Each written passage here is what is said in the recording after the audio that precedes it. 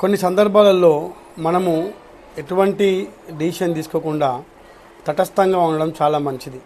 For example చెప్తాను, మహాభారతంలో బలరాముడు కురుక్షేత్ర యుద్ధంలో పాల్గొనలేదు.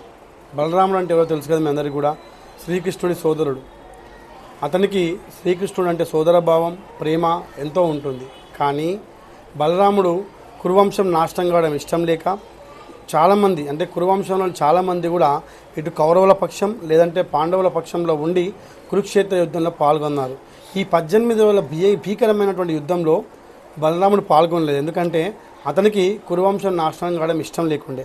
అలాగే గద యుద్ధంలో పాల్గొనే దుర్యోధనుడు కానీ భీముడు కానీ అతని ప్రియ శిష్యులు. సో ఇద్దరికి కూడా సపోర్ట్ చేయకుండా తీర్థయాత్రల పేరుతో అతను సరస్వతి నది ఒడ్డున ఉండి కురుక్షేత్ర యుద్ధాన్ని గమనించారు. ఎవరైనా కురుక్షేత్ర యుద్ధంలో పాల్గొనలేదంటే అది బలరాముడే. సో మనము కొన్ని సందర్భాలలో ఏంటంటే ఏ పక్షంలో ఉండకుండా క్వైట్గా ఉండడమే మనకు అది మేలు చేస్తుందని చెప్పేసి కోరుకుంటూ మీ శ్రీకాంత్ అంకం.